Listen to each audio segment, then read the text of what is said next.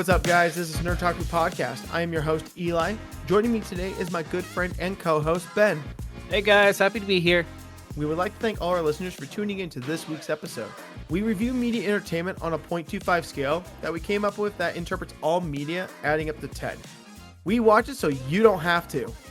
Spoiler warnings ahead. Ben, are there spoilers? Oh yeah, you can't do a movie review without spoilers. Of course there are. Major spoilers ahead. For this week's episode is Can I Eat Your Pancreas? Ben, how's the week for you? Same old, you know. Go to work, come home, eat, go to bed, over and over and over. I visited the in-laws, and boy, I almost hurt my nose, broke my nose. That was an experience I never want to go through again. That was rough, so rough.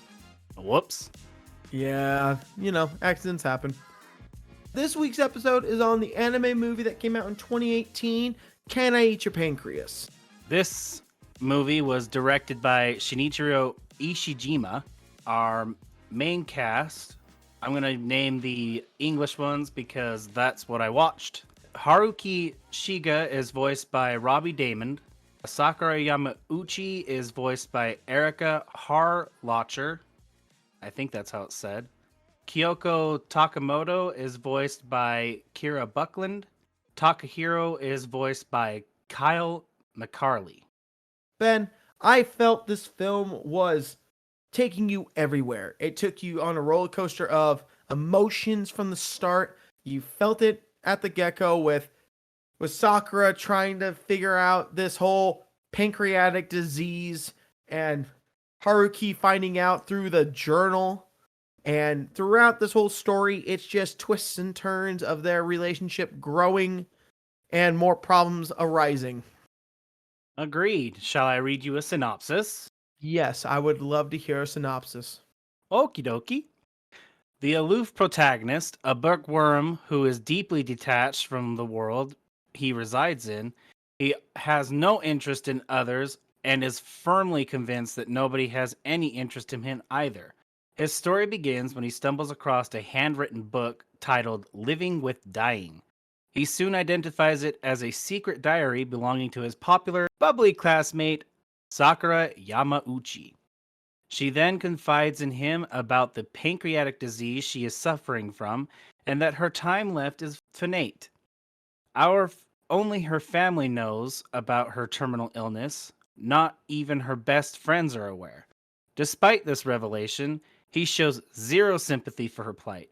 But caught in the waves of Sakura's persistent buoyancy, he eventually concedes to accompanying her for her remaining days. As the pair of polar opposites interact, their connection strengthens, interweaving through their choices made with each passing day. Her apparent nonchalance and unpredictability disrupts the protagonist's impassive flow of life, gradually opening his heart as he discovers and embraces the true meaning of living. Man, that sounds like a film that just from the synopsis, it just sounds deep. Sounds very captivating. What do you think about that synopsis? What comes to your mind when you read that? Really, that's kind of the basic romance statute that most romances are based on. The male protagonist is usually nonchalant about life, just kind of going day by day because he doesn't feel like he's deserving of anybody. And as he goes on, he ends up somehow meeting this girl who finds a way to open them up to the world and get them out of their depressive state, which I absolutely love. It happens in basically every romance anime you see. Yes, I agree with you full-heartedly. So, this film, I gave it an overall of 9.5. I also gave it an overall of 9.5. Oh, nice. I felt with this film, it was a real romance drama. It was so good. Throughout the whole story, you felt it just capturing yourself, and it just kept me going to watch. That ending just hit me so hard. That threw me off when I saw it for the first time. I never saw that. Never saw that coming. Who would? No one would. Her death wasn't even related to the pancreatic disease. She was stabbed through the chest. Yeah, and killed, which is like, what? Wait, what? And then you see Haruki just mentally just break. He was wondering why she hadn't texted him back. He heard it on the news and he just dropped. Tried to go up the stairs and he couldn't. And that was the thing. And his parents were like, what's wrong? Is everything okay? And it's like, no, he just lost basically the love of his life. He had a major breakdown right there on the stairs. Yeah. What hit me hard was when he had asked Sakura's mother if he could cry. I cried with him. I was like, oh man, this is so emotional. It wasn't tears, bro. I was fucking crying. The waterworks were real. They were flowing. When me and my wife were watching this together, she saw it for the first time. This was like my second time. She was like, you jerk. Why'd you have to show me this? I'm like, what? The feels are real. It hurt. It hurt a lot. We're going to talk about the story and plot first. I gave it a 0.75. I also gave it a 0.75. The story was, that's it. It was her with the pancreatic disease. Her connection with the guy was just not really, it was there, but it was like not till later. I felt one part of the story was just like, it felt a little like, eh. It was the hotel. When they got the hotel room, like she's just trying to make him ask questions about cute girls and all that. And I'm like, okay, this is just like a filler part. Yay. It felt, no, I didn't feel anything in the plot. I actually liked the hotel scene because I loved how excited Sakura was to be able to get out and have some fun. She ended up booking 2 rooms, but the hotel messed up, so she got upgraded to a suite, and she got in and she was really excited that she got this new suite and she was going to be able to share a bed with Haruki. She wasn't planning on doing anything. She just wanted to feel that comfort of someone next to her. Yeah. The only thing that I dropped it for was because after the hotel scene and they go back to Sakura's house with just the 2 of them, Oh yeah. Sakura teases Haruki too much to hit his breaking point with sexual fantasies, and the scene gets a bit of a rapey feel to it. Luckily, nothing happens, and Haruki does run off before he does anything that he's going to regret, but it makes you feel really uncomfortable. Oh yeah. I remember that scene. That After a few seconds, Sakura realizes that she did something very stupid and chases after Haruki to attempt to apologize, but that's where she finds her ex beating him up. It causes Haruki to digress again and feel like Sakura should just leave him and that he wasn't good enough to be around her. And Sakura explains that she truly believes that the 2 of them were destined to meet and she'd be absolutely lost if he chose to leave. This kind of clicks in Haruki's head that when Sakura said this, Haruki thanked Sakura for everything she's done, and it was kind of an uncomfortable feel, but it was necessary for the progression of the story, helping Haruki realize that Sakura really does love him. This was the beginning of him really opening his heart to Sakura. Yeah, I felt the uncomfortableness as well in the scene, and you could see that it was going to be uncomfortable for most people. I agree with you on that. Actors and voice actors. Oh, I gave voice acting a 1. I gave voice acting a 1. I thought Haruki was such a good voice actor. Like, I loved the tone that he gave throughout the film, and it progressed more and more to be like, hey, I'm opening up, I'm bubbly, and the voice actor really worked well with that character. Agreed. Sakura gave you the exact same feeling, only she didn't have to open up. She was already very open, and I just felt like Erika pulled off Sakura so well. I felt like Erika kind of has this same bubbly feeling as Sakura just by listening to the way she talks, and I absolutely loved it. Sakura, Haruki, heck, even Kyoko. The voice acting for that was so like powerful. Like Kyoko showed when she was reading that the diary at the end where she was crying and says, "I hate you. I hate you. It's your fault." And she walks away. It's like, ooh. I could feel it, but I find it hilarious that she blames Haruki for not telling her, even though it wasn't his secret to tell. Exactly. Like Seriously, that's Sakura's fault, not anyone else's. And if you blame Haruki, he's trying to tell you what happened. Yep.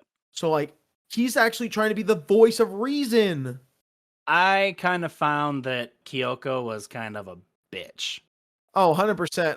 100%. She just kept getting under my skin because she continuously glared and hated Haruki, and he didn't do anything. All he was doing was hanging out with Sakura. Well, she was getting jealous because Sakura was Oh, it was sheer jealousy. Oh yes, very much so. She says she wasn't jealous, but it was definite jealousy. yes, 100% because you could see it throughout the whole thing where it's like he's cleaning the classroom with the classmates and she's like you better get to work too. And it's like, ooh, there's some a little spiciness because I think Sakura and Haruki just started hanging out more. She was like feeling the little bit jealousness of it starting, and then you could see it more and more when they went on that little trip to the hotel, and she's like yelling on the phone, like, "Where are you?" And it's like, "I'm worried sick. Your mom called." And it's like, "Oh, I just went on a vacation on a weekend trip. Who are you with? Are you with that guy? I'll tell you everything later. Just don't get mad. Just forgive me." She was so upset. Even before the trip, she got into that crepe or that dessert shop and saw that Sakura and Haruki were sitting together, and she marched over there and told them off. Like, who are you to tell me who I can hang out with? Seriously? Kyoko has this narcissistic attitude and mindset of controlling the friendship, and that's like we're the only friends. We're the only two together. We can only do things together. No, no. And then like at the end where she's like, I gotta spend more time with her. You weren't going to spend more time with her. Let's be real here. You got so busy with your other stuff. If you couldn't spend time with her now, what's the point? Like you're trying to blame Haruki for anything. And that's where your angry bitchiness comes in. And that's where the actress Kira, she brought in the voice so well. Oh, big time. Big time. She hit it out of the park right there. She made it so that you wanted to hate Kyoko. Yeah, Kyoko was a hated character. And then at the end, it's like, oh, they became friends in the end credit, like after the credit. After the end credit scenes, after a year, they made up and became friends because that was Sakura's wish. Yeah, and it didn't feel really, it felt a little bit like, okay, we're trying to develop this friendship that's great. And then it still felt a little forced, but it's like, hey, it's better than what it was before, pure hatred. Truth be told. Oh, that was something. Character development. I mean, we kind of went into that just a little bit, but I gave that a 1. Yeah, I gave it a 1 as well. I felt Haruki's development was so good. It was from the beginning of his shyness and feeling empty in this world to feeling I need to make friends to grow and to be part of this world. Agreed. Haruki had the biggest change. So he went from being completely closed off, not caring, to, okay, I kind of care for this girl. And then he got beat up and he digressed again and said, why are you with me? Just leave me alone. She explained why. He opened back up. He got the text message saying that she had to be in the hospital for another 2 weeks. And he got really, really worried and he ran to the hospital. While he was standing outside the door, the narration came in saying, I was scared that I was going to lose her. Like, she completely opened him up from beginning to end of this entire film. Sakura did so much to make the development really impactful to Haruki. I felt there was a little development, very little with Kyoko. It took the end credit scene to show that development. Yeah, because she despised Haruki throughout. After the end credits, you see that after a year has passed, she is friends with him.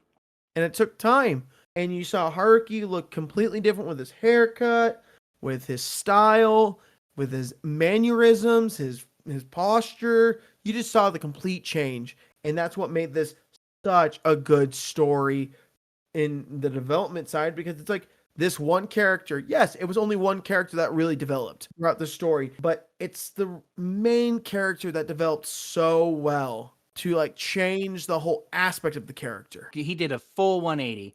It's like in the movie, in the first episode we did, Minamata, we talked about Eugene, how he was the only one who developed, but it wasn't enough because his development wasn't strong enough. He was trying to hold this whole other slew of major castmates, and like the story wasn't just about him. And with this movie, Haruki is basically the main focus with Sakura. And Sakura is the catalyst to Haruki. She's the one guiding the development. So you can see that growing more and more throughout this film, and it makes the film so much more emotional. You get more attached. Especially when Haruki loses Sakura. Oh, that was a mental break for everyone. It made you feel like he was just going to completely digress and go back into the state that he was. But after 10 days had passed, he finally left his room, went to Sakura's mom, got the book, read it. Then he left. After he had a good cry, he left, called up Kyoko, opened up to Kyoko, told her everything, got shit on by Kyoko. She flat out told him she hates him, and she left. He chased after her and begged her to try to be friends, and a year later it worked. He didn't digress. He's like, I can't do this. I have to move on. I have to follow Sakura's wishes, and that's exactly what I'm gonna do. Exactly, and that's what makes this development so good. It was amazing.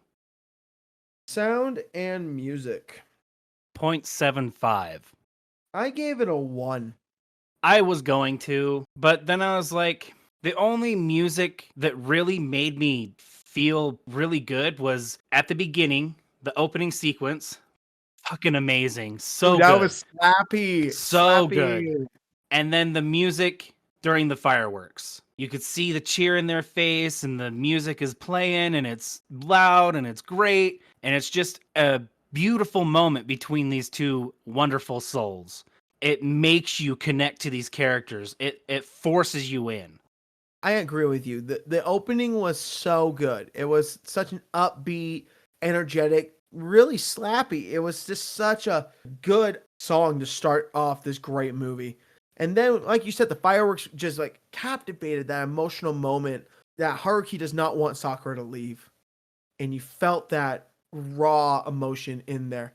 My other part that I really liked was when Haruki was chasing after Kyoko at the end. You felt the music was going and he's yelling out, I hopefully one day we could be friends. And like it ends and it's like, wow. After that rail getting shit on, being told this is your fault, I'll never forgive you. He sits there for a moment and runs after her. And you felt that music just intensify, and then it does that little cut and then goes to the credits. Man, that was such a breathtaking moment of he's trying. He's doing what Sakura wants. That was also a very good part, but then again, that's still only 3 parts throughout the film that had impactful music. So I still keep it at a 0.75. Okay. I agree with you. I see where you're coming from. I see. So next one is cinematography and animation. Oh, I gave that a 1. Oh, that was such a good one. I can't even explain how amazing that fireworks show was. Yes, The fireworks. booms and the pops and the lights, the shadowing on the characters was perfect. The main art style, it's kind of rough, but it's not so rough that you can't watch it. It is just gorgeous, absolutely gorgeous. And the scenery they show, it's just stupendous. The art was amazing, and I can't find any flaws with it. I just can't. The animation, it was breathtaking. It was one of those experiences where I watched it and I was like, I never lost focus on the film because of the art. Like the art was so good. The animation was clean, it was precise. The fireworks show was phenomenal, spectacular. I loved the scenes in the rain when he was like going over to the house for the funeral and just to talk to the mom after days of being inside. I love the fact that they showed the rawness with the animation of his tears, And it's like, wow, that lighting, that color just brought it to life. You could feel it in the animation, what these characters were feeling. And just like some of the lighting that they were doing, like when that train was passing near the end, when he was asking Kyoko to be friends, yeah, the lens flare that happened, it was so good. I can we just talk about the fact that the poster looks amazing? Oh yeah. Oh yeah. Poster looks breathtaking. They use cherry blossoms in the poster, but by far that is the most clever way of trying to explain Sakura's name. It's not just Sakura. Here's the thing. Haruki Shiga means spring tree and Sakura means cherry blossoms. And so they have the spring tree and cherry blossoms with Sakura and Haruki posing right there. It is the most amazing Foreshadowing, kind of. yeah, like advertisement. It pops. And if you know what the names mean, that just makes the poster that much better. And that's what shows in the cinematography and the animation. And this is just so good. I can't even describe how I felt with some of these scenes. They were just so breathtakingly amazing. It just was captivating. I enjoyed it throughout. That I can't find a flaw in the animation. It's just so damn good. Directing, I gave that a 1. I gave it a 1. I felt that he had a good team, he had a good voice cast, and he was solid with his direction on the film. I liked his approach, and it made the story so clean and just so amazing. Shinichiro had control of the script and direction, so he knew exactly what he was going for when he took this project. And he delivered 10,000 times higher than I was expecting. I just absolutely loved this film. His direction and the writing was just so good. Attraction, A 1. I gave it a 1. It from the get-go, it was just no flaw. Seriously, just the art style in and of itself made me say, yes, I want to watch this film. The art style alone, yes, was just so good because wasn't this film I stand correct me. Was this film drawn, like hand drawn? It was hand drawn. Yes. Yes. So by that default, like it looks amazing to be hand drawn. Like you see all these CGI, you all see these computer generated animes, which are really good. But this one, man, I was impressed. For the time it came out in 2018, it stands the test of time. Hand drawn is still amazing. And it's so clean, it's so beautiful. And it just kept me going with just all the bright colors, the tones they used, the pacing of the story, and overall just the atmosphere it was giving throughout the film, the heart-wrenching feels you had, the connection with characters. That's what kept me attracted to the film. Oh yeah, it was just outstanding. I don't even know how to describe it. It was just phenomenally done. I even felt connection with some of the side characters, like the kid who always gave him gum. What was it? Issei. Issei. He was just like always trying to be friendly with him, always trying to be buddy buddy. And then at the end, Haruki's like, "Yeah, I'll take a piece."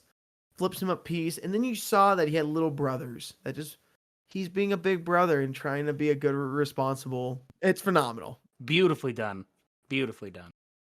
Dialogue. Oh, I gave that a 1. I gave it a 0.75. I had to give it a 1. There were so many damn good quotes in this. There was one when Haruki doesn't hear from Sakura for a few days, and he says, "The next few days felt painfully uneventful. Then it hit me. I was waiting for her to contact me the whole time." That was right after they went on their hotel trip. He connected with her so well that he was waiting for days for her to contact him. He just realized that it was his days were uneventful without her in it. And then another amazing quote. This hands down best quote from the entire film is Haruki asks Sakura, "What exactly does being alive mean to you?" Sakura gives a phenomenal answer. "From what I've experienced, I believe that life shows us that being alive means reaching out to all the hearts of all the people who affect ours, accepting someone else, coming to like someone, telling someone you hate their guts, having fun being with a really good friend, even holding someone's hand. That's proof you're alive. If you're always alone, how can you know if you even exist? Right to the point. That is life. If you are alone, if you have no one in your life, you have no connections, are you really living? No, you No, aren't.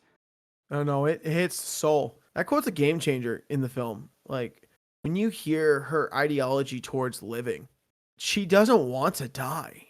You know from the beginning, but you know it from that quote. That quote shows, hey, I really am not okay dying. I am not okay letting go of my life because I have people in my life that I care about. I love, I enjoy, and I just want to pine over and just be with them.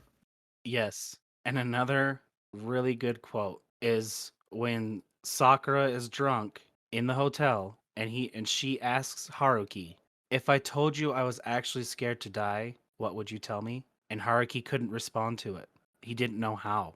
My heart dropped just thinking about how bubbly her personality is, just how amazing she is all the time. But really, she has this deep seed in her that is so scared to die. Wouldn't we all have that fear? Oh, yeah. Haruki basically explained what everyone would probably be feeling in that situation. Like, how do you explain that? How do you answer that question when she asked that? And it's like, you can't because he looked in the bag and he saw how many medications she has to take, what she has to do to survive. And it's like, what do you say? Like, I'm sorry? No, it doesn't work like that. No, my heart just dropped and I was like, oh, man, I don't even know how I'd respond to that. That just, wow. No one knows how to explain to that. And it's like in the years I've been on this earth, it's just like I've seen people come and go and it's like you can't explain it. You can't. You can't know what to say to someone who's dying. It's impossible. You can only say I love you and move on. Sounds like you're trying to convince yourself that you need to bring dialogue up. Yeah, overall it has come up to a 1. Because I had issues with like some of like her trying to get him to go do stuff and it's like okay, trying to force him, but overall the quotes have just been overpowering to make it a 1. There are so many deep quotes in it that those just kind of fade away in the really big, deep quotes that are throughout this entire film. It just was captivating. Scenery. One, I gave it a 1 and it was due to the fireworks. dude, it's this answer is the same for attraction. It's the fireworks, it's the art, it's the cherry blossoms throughout, it's the shadowing, the lights going across. It's all the same. It was just amazing. There's no other way to explain it. It's just phenomenal. It was phenomenally done. It was captivating. It was the colors, the gradients, the hues they used, the tonations. It was just such a great representation of what the story they portrayed through their art. And with the scenery, it just brought the story more together throughout each part from the hotel to the hill where they saw the fireworks, the hospital, to the school, to everything. Even Sakura's house after she passed away, that moment was just so good with the colors and everything. That scene where Haruki turns around and goes into this fantasy world basically in his mind and it's just like wow. When he reads Living with Dying after her mom gives him the book, and then she says, "I think there's more. Continue reading." And he flips through and finds the back, and it says, "And lastly to you." And then there's the huge. I couldn't write it all down because it's an entire speech. It's like a 10-minute spiel of why Haruki made her feel the way she did, why she fell in love with him. And that scene of her around the small cherry blossom tree and the tiny earth that she's on and floating around, it's just breathtaking. The way that it just matches the monologue beautifully. Yes, yes it does. And makes you really feel the story. So fucking good. Finally, recommended. Oh, that's a 1. It is totally a 1. I don't know how people can rate this lower than a 1, to be honest, because it's such a good story. If I could see if you're not a fan of the romance genre and the drama genre, then I could see it. But if you're a fan of just good old-fashioned romance, this is so good. It's breathtaking, captivating. It shows everything you need. The drama's real with her disease, her illness, and him trying to cope with all his emotions. It's just so good. I recommend this to anyone who loves the genre. I even recommend this to people who don't love the genre. I have gotten 4 people to watch this film and absolutely love it. And they don't watch romances, but they loved this film because it's just so amazingly done. It's just phenomenal. I'm using that word a lot, but it's just so good. It is one of the most surreal stories where you realize that life is such a gleaming moment where day by day we can plan for the future and we can plan for someone's death with a sickness, but you can't expect what happens. The death of her getting stabbed and murdered was not expected. And with that, you have to realize that life is fleeting and you need to enjoy the time you have with your loved ones you got, but also plan for the future. And you got to just live your own goals, your own dreams, your own aspirations. That's what the film said to me, is that you got to live. You can't shelter yourself and hide. 100%. I couldn't have said it any better. It is a film that expresses strongly that yesterday is history, tomorrow is a mystery, and today is a gift. That's why it's called the present. You never know if you have a tomorrow.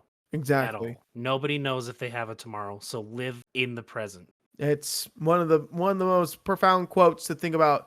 You have to live day by day in the moment because you think tomorrow is never going to happen, and it could. But in the reality is, like, you got to plan for a future you want, and if it's interrupted by something, you got to change course and work on it.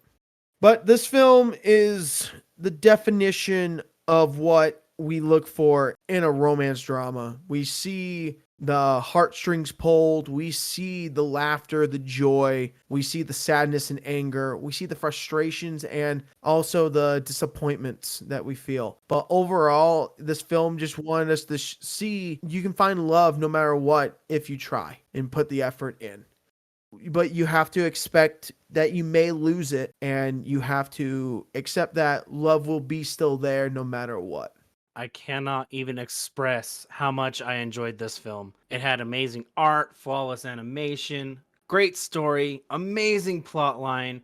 It takes a closed off, not open to other characters, and pairs them with a girl who's just super happy all the time because she knows she's gonna die. And so she already knows that she has to live in the present. This pairing doesn't seem like something that would happen, but because he was so aloof and unsympathetic towards her pancreatic disease, she realized that she could connect with him better than if she had told any of her friends. And it pulls at your heart so much throughout. And I just cannot express how much this movie moves you. It's got an amazing message. Just live. Exactly.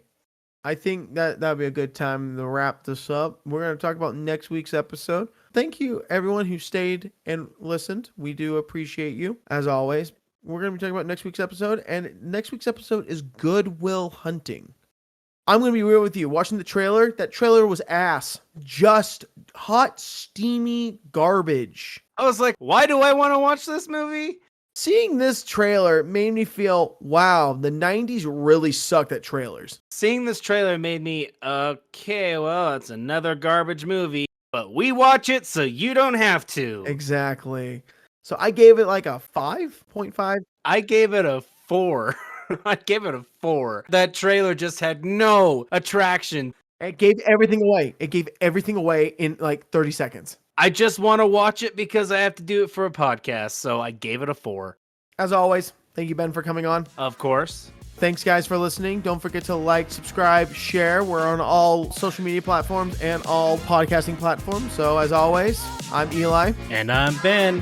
Thanks so much for joining us, guys. We love recording these for you, and we hope to see you again next week. Yep. Take care, guys. Have a good week.